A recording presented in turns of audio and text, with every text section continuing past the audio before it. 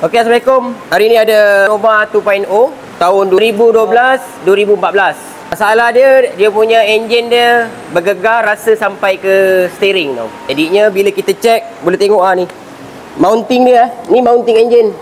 Ada kanan, ada kiri, ada belakang dekat gearbox.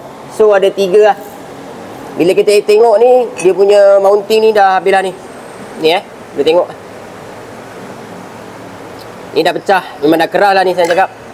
Yang ini dah tanggal terus. Yang ini dah turun habis lah. Sampai kena bawah dah ni. Pun dah pecah dah. Nampak tak? Okey. Jadinya kita bagi tahu customer pun on lah untuk tukar engine mounting. So tukar mounting satu set lah. So kereta ni kita pun dah start, dah test, start engine, on aircon, tengok dah hilang lah vibrate tu. So mana kat luar-luar sana yang ada mengalami masalah enjin bergegar, boleh cek lah bahagian bawah engine mounting. Tapi kena ingat juga, kalau enjin 4 silinder, kereta jadi 3 silinder, perlu selesaikan dulu masalah. Sebab kalau enjin bergoyang pun sebab 3 silinder ataupun misfiring, dia akan menyebabkan enjin gegar juga. Untuk macam enjin mounting ni, gegaran dia bukan gegaran untuk senggut ataupun enjin goyang tau. Ada beza kat situ.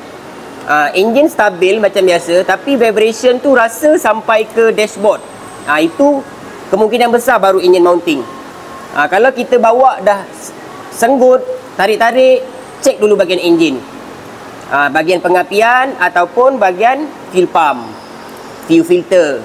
Tu kena selesaikan dulu masalah enjin. Vibration tu ada lagi, baru boleh cek enjin mounting ni. Okey, itu sajalah. Kereta pun dah siap.